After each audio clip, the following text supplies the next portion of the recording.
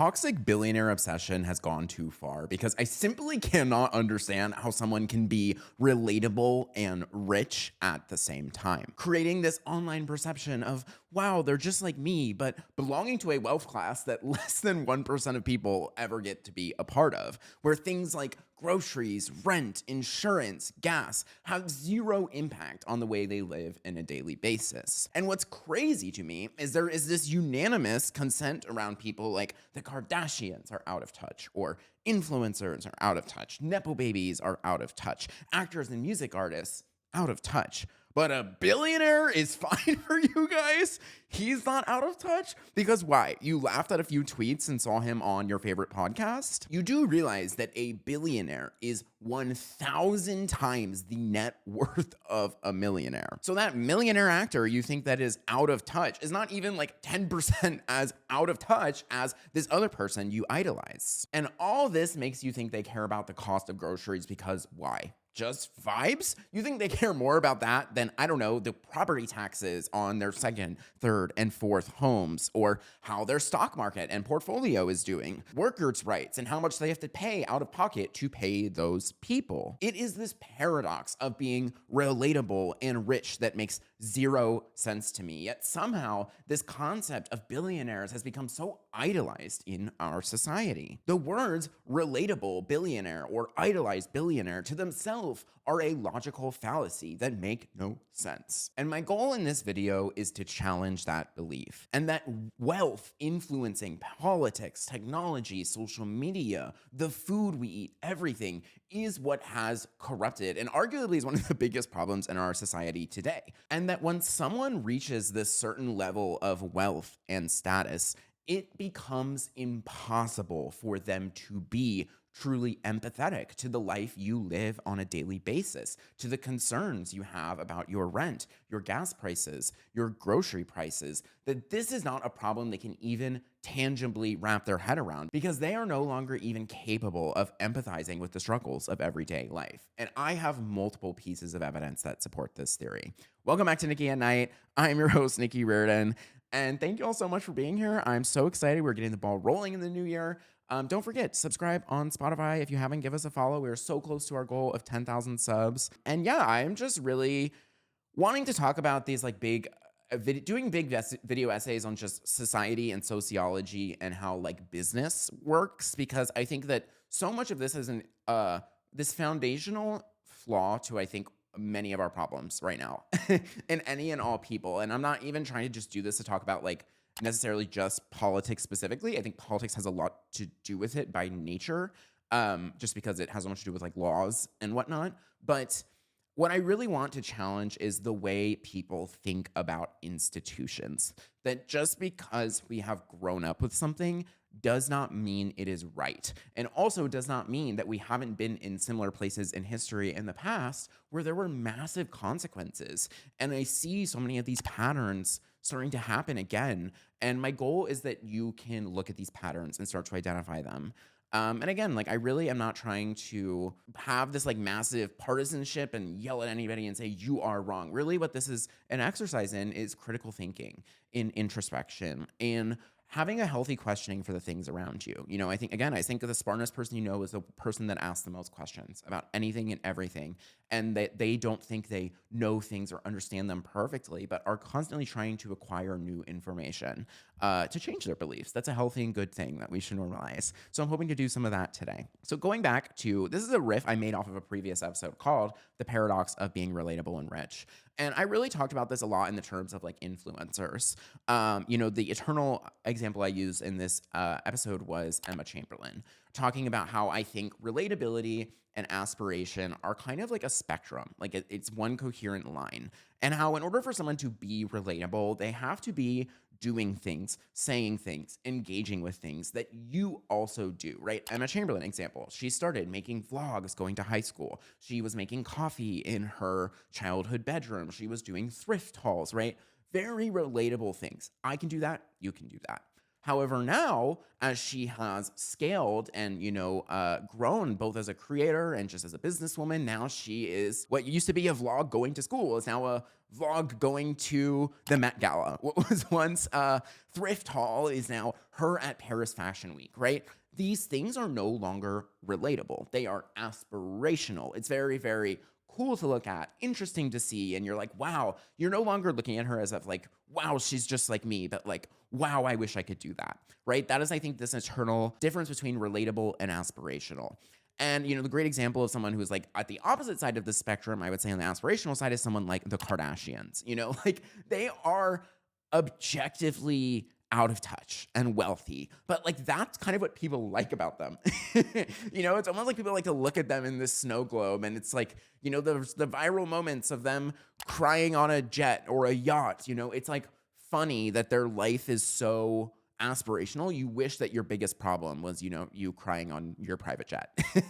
And that is this difference. But what's fascinating, I think, again, going back to this Emma example, is how as people scale in successfulness in this business of entertainment, technology, whatever, wealth, just any sort of thing, you become aspirational by default. Even if you're just making a house tour, you can make the exact same video and the exact same words, everything word for word the same. But once, it starts in your parents' bedroom at your house, then it starts in an apartment that you rent, then it starts in maybe a really nice 2-bedroom apartment because you have some disposable income, then it's a house, then it's a mansion, right? As you just inevitably scale in income, even if the content is exactly the same, it becomes less relatable. And I think that like music artists are a really, really fascinating paradox in this as well, as I talk about in the episode, how their entire life is aspirational, right?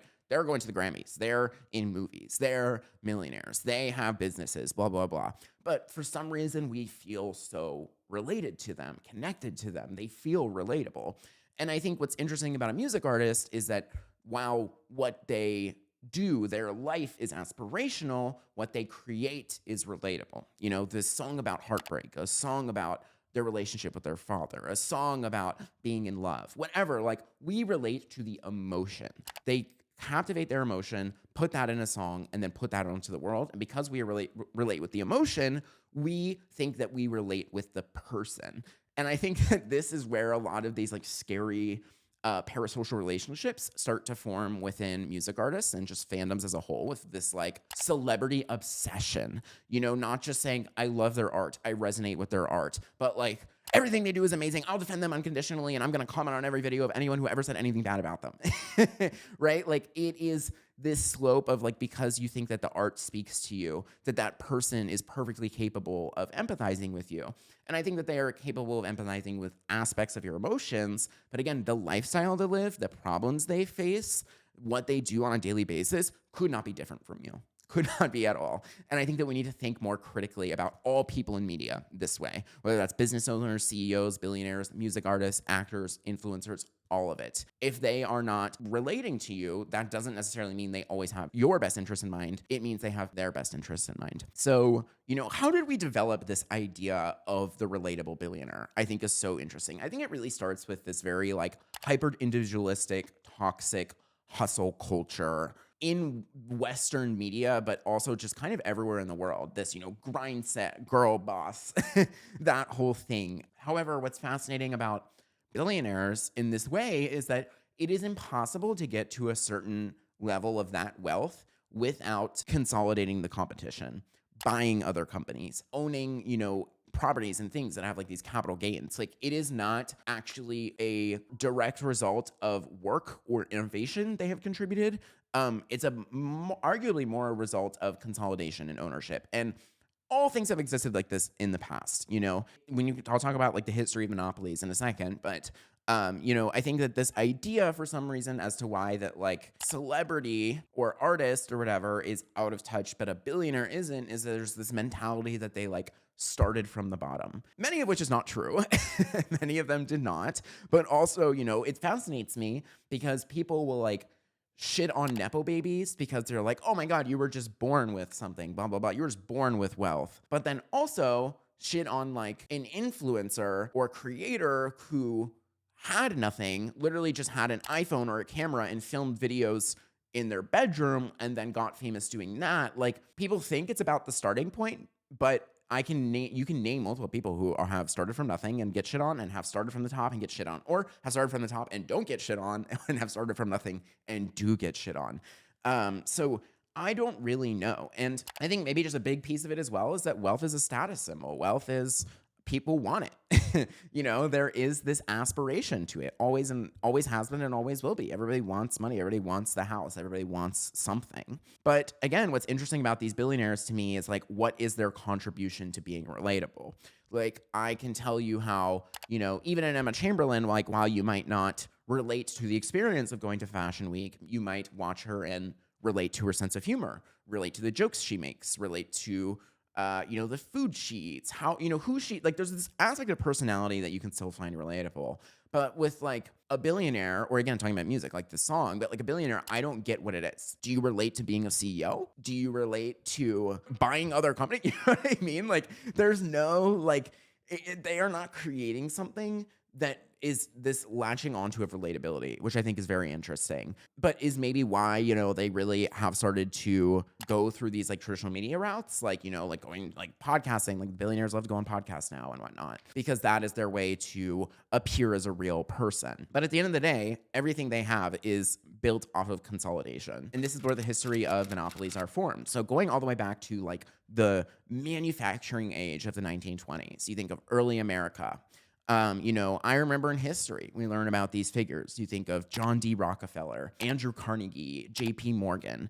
They were people when America was first becoming industrialized, had these very massive contributions. They were Standard Oil, U.S. Steel, and General Electric were like three of the biggest businesses in America that became monopolies, right? Any of the oil, all of the gasoline came from one company. All of the steel, which is again very important when we're building cities more than we ever have been, building railroads, all came from one company. And then electricity, building these, you gotta make all these cities run and operate with that electricity, was General Electric. And we heard about the horrors of these monopolistic structures, right? How their child labor was at an all-time high. I remember even there was a big meat packing, big meat monopoly, essentially, like people who were producing food, and how there were these stories of people getting like infections and disease and cuts because there was no health and safety concerns by the government. There was no FDA or anything at the time. There was no making sure that these people were safe in their workplace. Or in these assembly lines, people would lose limbs, things getting cut off in machinery, and there wasn't this institution of like workers' compensation or health insurance or inspections to make sure that these equipments were running regularly and that they were mandated to do that by law so that people wouldn't get their arms cut off. Like this was literally the monopoly of the world. But even more than any of that, it was really a wage gap. The 1920s is when the Great Depression happened. It is when the economy went to the lowest it has ever been in American history. And there were sweatshops in the United States of, again, these people who had no money. The economy was awful. The cost of living was high. They had no other choice. And these were bad guys, right? When we think about the Rockefellers and the Carnegies and the J.P. Morgans, and we learn about them in history, it is through the lens of like them not being good people for society.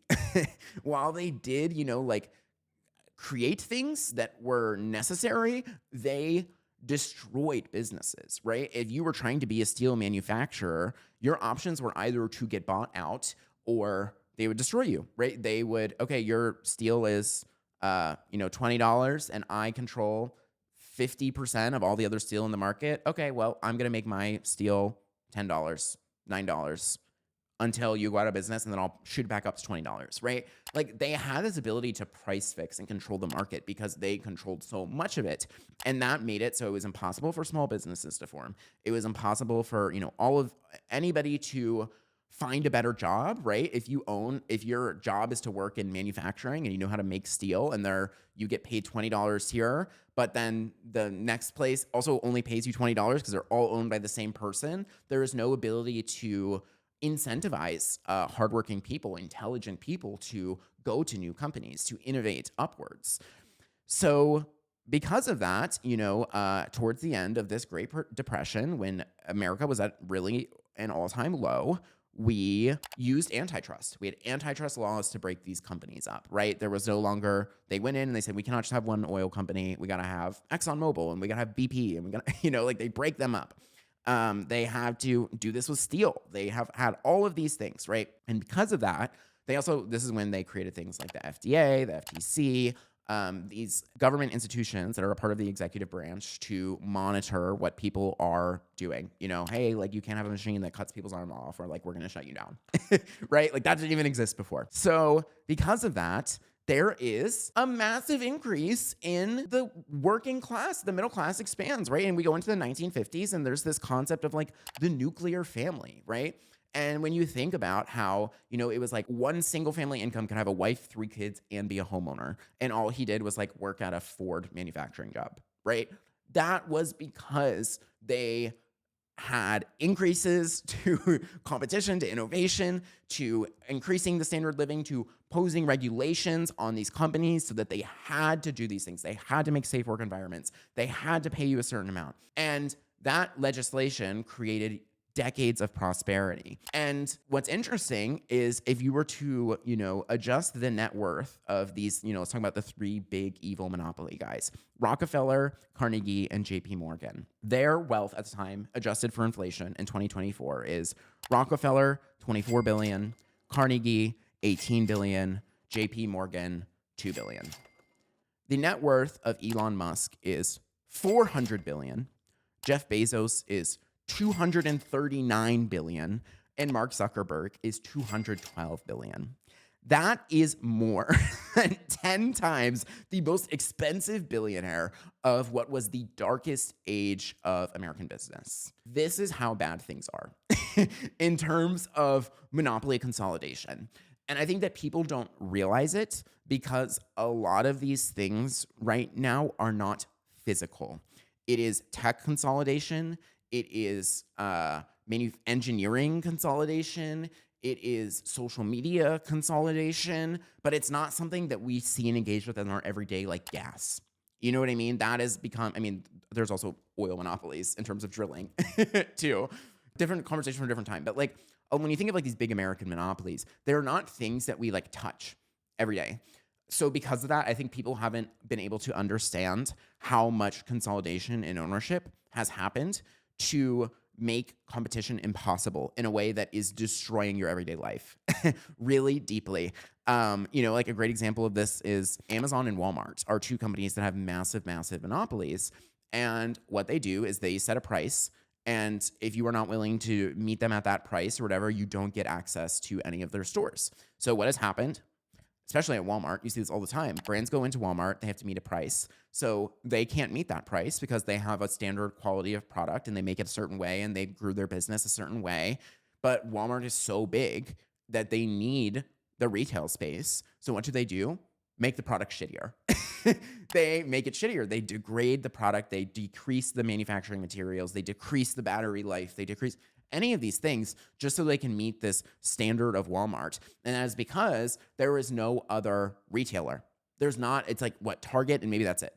And same with Amazon, right? Amazon is the same thing, but digital. It's delivery, it's manufacturing. If you are not willing to meet exactly their standards of this manufacturing of, delivery process, then you can't be on Amazon. You can't be on Amazon Prime. And that has created this system where the result is no longer to innovate up, it is to innovate down to maximize profit. And that is this really, really scary thing. And when I talk about a lot of, this like death of innovation, that is really what we are experiencing and have been experiencing right now.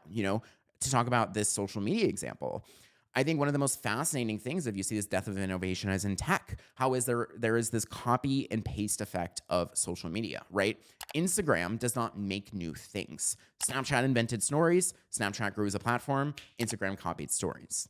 Then we have TikTok. TikTok grows as a platform. Instagram copies with Reels. Back in the day, even, remember when YouTube first really started taking off? They tried to do Instagram TV. Do you remember that? There have been shopping initiatives to copy Pinterest. There's all of these things. Instagram is not really making anything new. Meta is not making anything new. These platforms are largely the same that they've looked like. They've had some small interface changes in what they look like since 2010.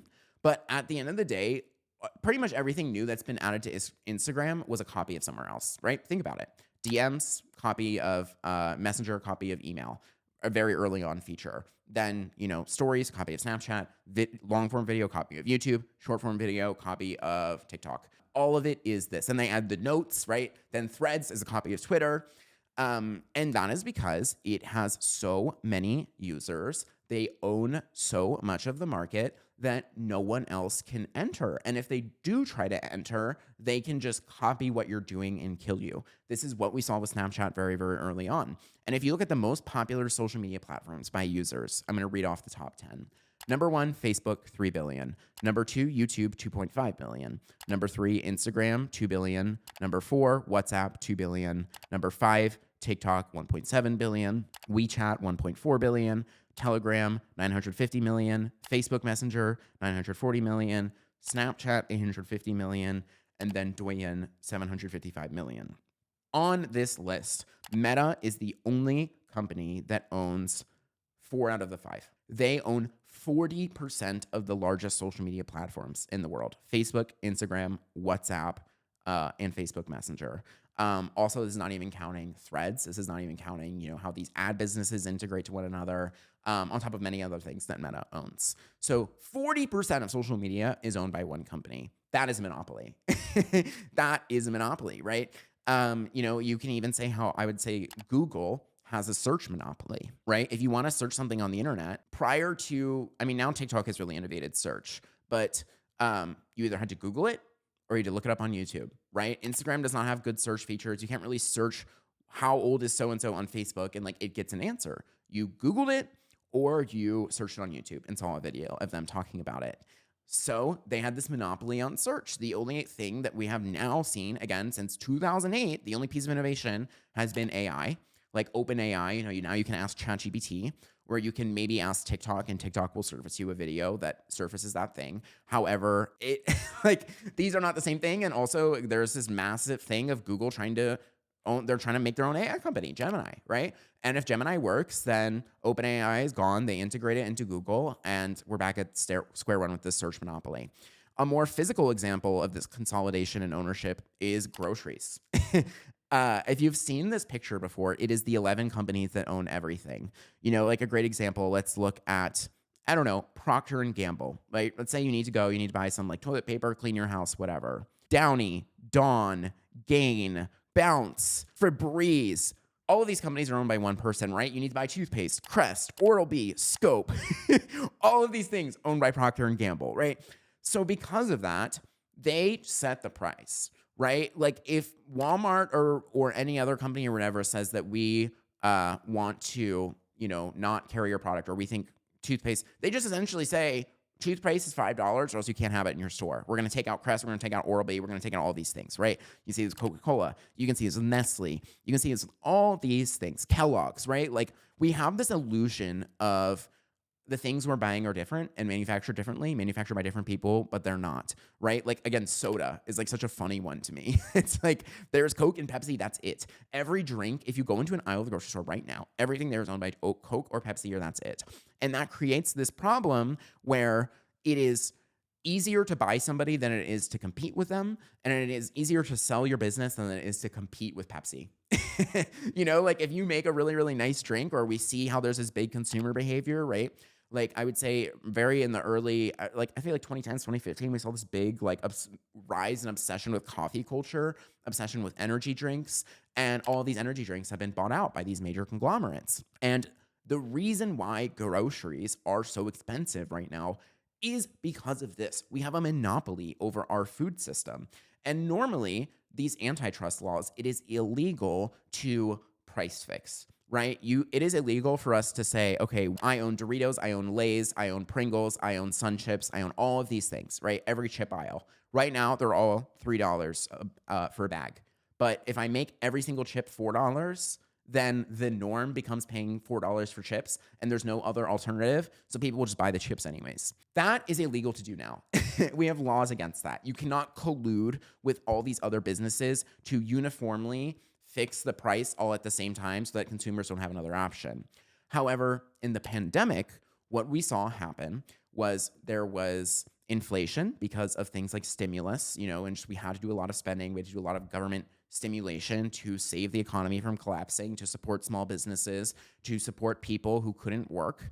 And additionally, there was these very genuine and real issues of like supply chain, right? Like you couldn't produce things as fastly because people were social distancing in the assembly line. You couldn't have as many drivers all working in the same factory at the same time because we needed to distance ourselves to prevent the spread of this thing. So deliveries got slower, production got slower. So because of that, there was a decrease in supply, which meant the demand was going up. Therefore, there was a price increase. And at the time of COVID, that was justifiable. It made sense, right? We can't produce as many Doritos as quickly, so there's only 100 bags of Doritos in the store, and we're having 500 people try and buy the Doritos, so they increased the price of those Doritos. Also, in response to inflation, they increased the price of those things. However, because this was happening everywhere in the world, all the time, at the exact same moment, we've never had a global pandemic like this before. It was socially acceptable for everybody to raise the price in all things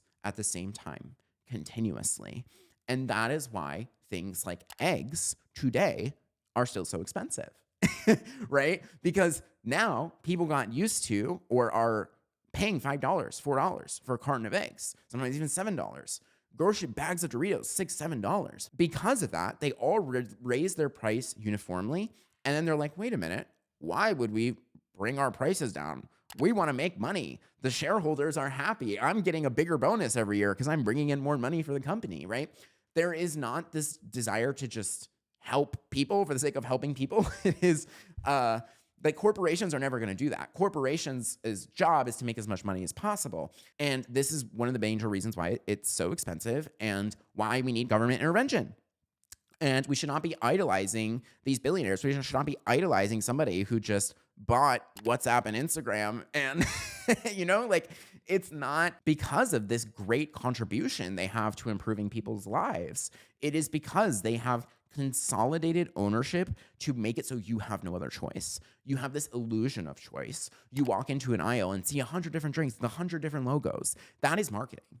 That is branding, right? They are selling you this on this idea, the illusion of choice.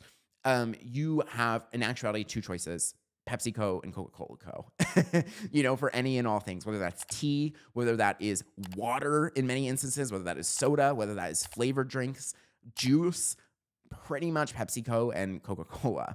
So that is how this consolidation of business does not breed innovation. It breeds copy and paste culture and consolidation. And this is a really, really scary thing we have seen. And I think specifically on the internet too. I mean, a great example, you even see this with like creators and YouTubers. Like, I think we need laws around this copy and paste effect that has been going on the internet lately. Like, have you seen those videos of people talking about like Brent Rivera, the YouTuber, and how he literally just like copies exact thumbnails, exact titles, script, like word for word, bar for bar, will just like replicate a Mr. Beast video. They got 100 million views or something. It's crazy that if you were to do that with a movie, it's a copyright violation. You would get sued for it. If you were to do that with a song, it's a copyright violation. You would get sued for it. If you were to do that with a TV show, it's a copyright violation. You would get sued for it. But if you do that on the internet, it's fine. Completely monetizable even, which is insane. You are ripping off the thoughts and ideas and IP of this other person, recreating it, and then monetizing it. And we need government intervention, right? Like, that is when we should have the law come in. And this is a really scary thing that I think has happened as technology has continued to develop, is there's a really big age gap in the users of technology and the makers of the laws regulating technology, right? Like, the people who use Instagram versus the people, or YouTube, versus the average age of a judge is like decades apart.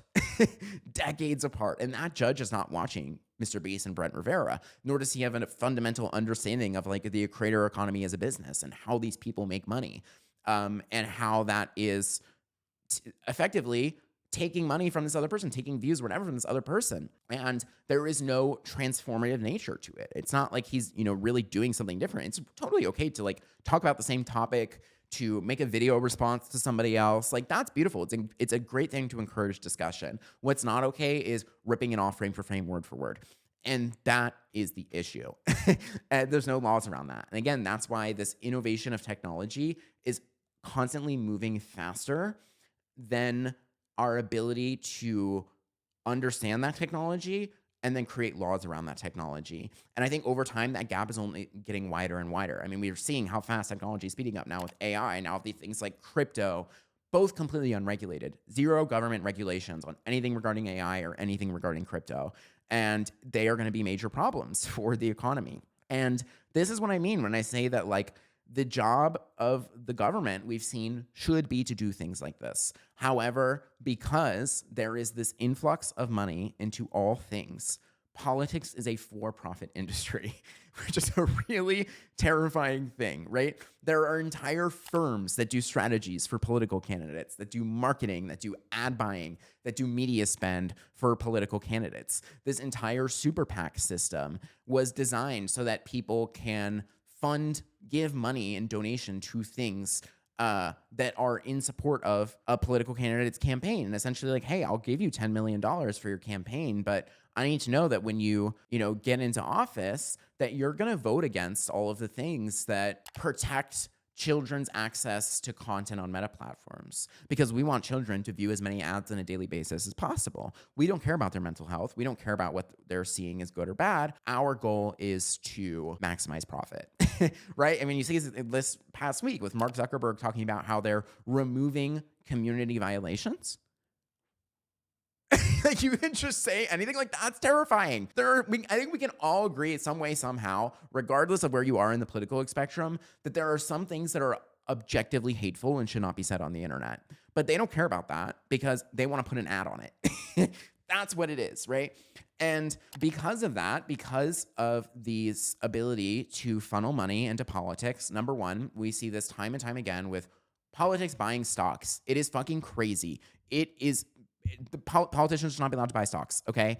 Like, it is insane. Look, there, I'll show you an example of the amount of people in politics, red or blue, who bought stock in Meta as soon as legislation with the TikTok ban started being passed around. This, in the real world, is called insider trading, and it's illegal. If you have hidden knowledge about a business, whether because you work for it, whatnot, and you engage in insider trading, you can go to prison. Our politicians, our senators, our representatives do it on a daily basis.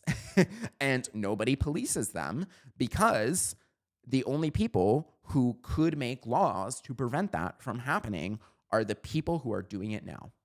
And again, this is what I'm talking about, where I really feel like the root of most things going wrong in America is this influx of wealth and everything. Like, it is inevitable for you to have biased decision making when you have the ability to profit off of any decision. All you have to do is buy stock on that company. Whether that is the government is about to give them a massive, massive grant to innovate a specific technology, which we see all the time, right? This is how Elon Musk got rich.